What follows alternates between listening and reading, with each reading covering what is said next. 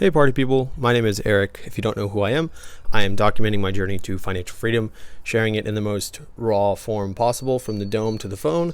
And this is I guess we're at part 4 technically, but I've been doing these videos for the past year plus and just trying to show all the information that I could possibly think of that we've come across that has helped us on our journey to financial freedom. Today's topic is about taking control over your time, prioritizing your day-to-day tasks, and then like how to spend money guilt-free, but also updates on our vending machine business. So wide ranges, but it's my channel, so I talk about what I want. So if you don't want to watch this, no worries.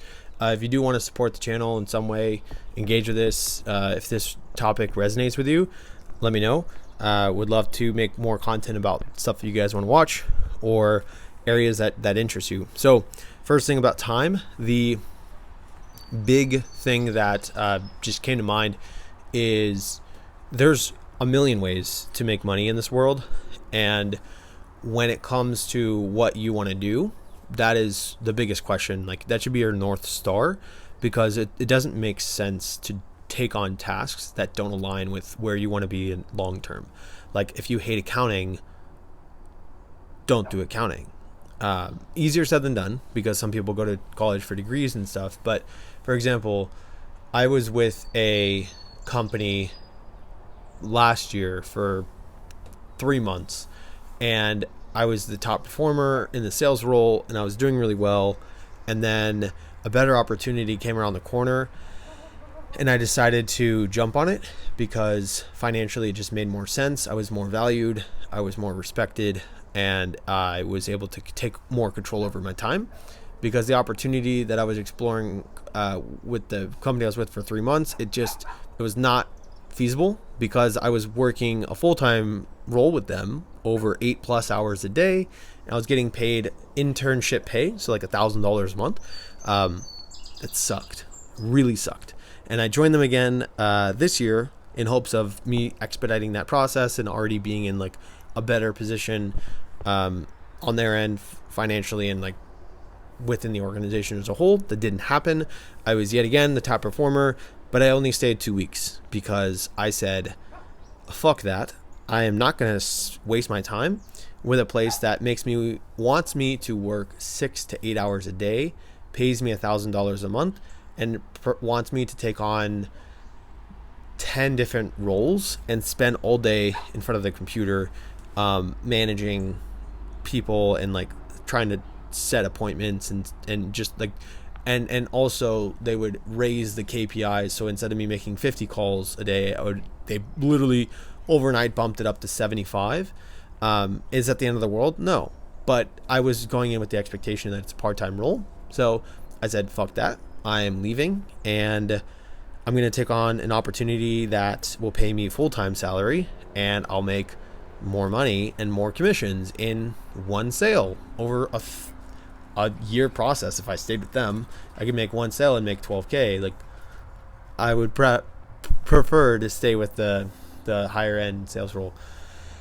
And also like long term, right? You need to do things that align with where you want to be. So for me, I've doubled down on areas of interest for me, and whether that's building out my business or working with someone that already has an established business in the world that you want to be in and selling for them or whatever, paying attention to your time is huge. So time blocking, and like if you give yourself an hour to do a task, that's the only time that you have. So it forces you to prioritize what's essential, and you get the task done a lot easier.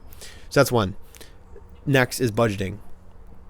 We recently booked a trip. We're going to Russia in October, and that I haven't been in 6 years, and my wife is from there, and she goes, she hasn't, prior to January of this year, she hasn't been in like 5 years. So I haven't been in forever, and that's where her family is. So we said, we have the money put aside. We've been putting away for months now. So now's the time to pull the trigger. And quite frankly, we were able to get their tickets, and the proposition that we made is, my ticket, the only way that I would feel comfortable buying it is like I would want to earn it myself, and I I'm going to earn it myself. The challenge is with flights is we have no idea what prices are going to do from day to day. So she had some leftover funds from one of her accounts.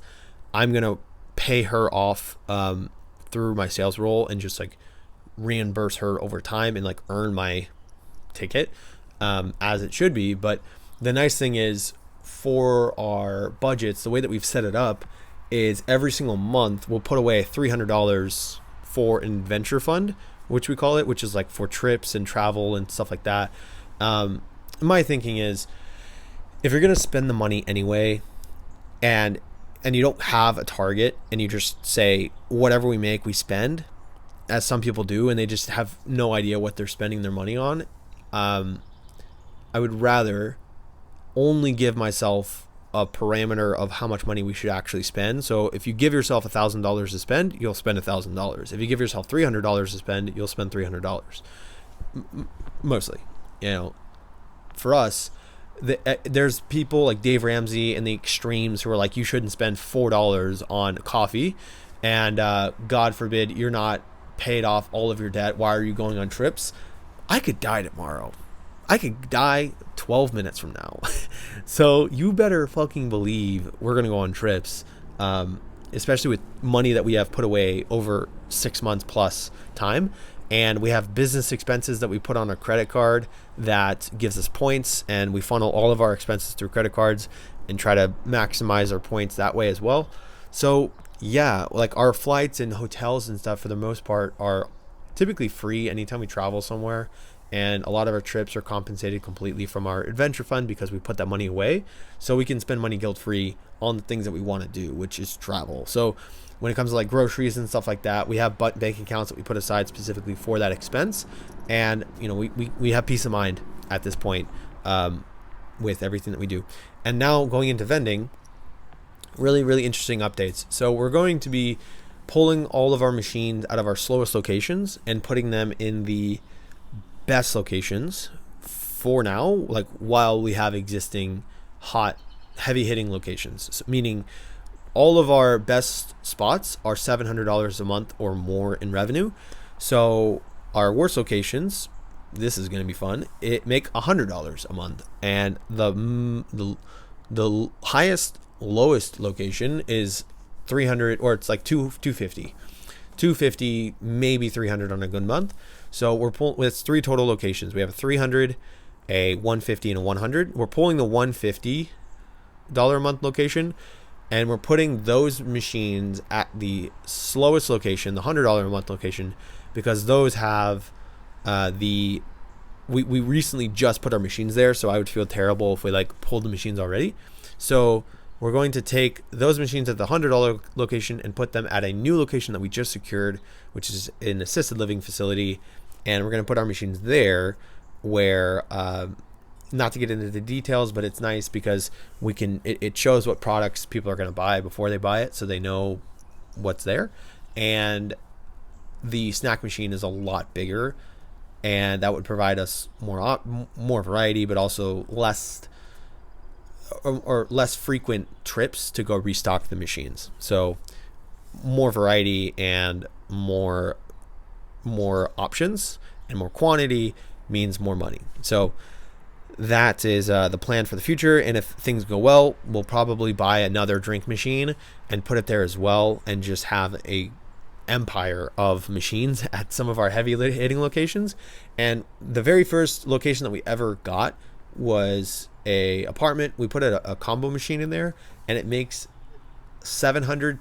Right now it's making $900 a month, and that's pretty awesome because it only holds so many products. So our lowest location, the $300 a month location, we're going to take those machines in the future and put them at that apartment.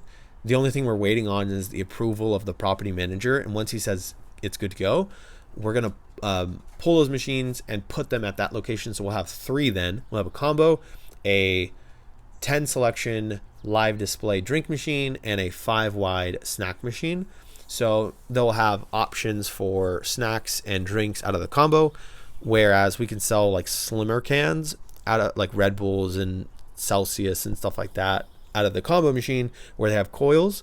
And then the stacker machines, you would have to buy like special shims to sell slimmer cans. So they normally will only sell 12-ounce cans or 20-ounce bottles, because any slimmer than that, and they would just fall through, and it messes up the machine entirely. So it just makes it easy when you have the product or the stacker machines selling cans, 12-ounce cans and 20-ounce bottles. So nerding aside, what that means is we would have to go to the machine less often, because right now, the last time I went was about 2 weeks ago for the combo machine, and it's half of the machine is empty, which is crazy because I'm losing money.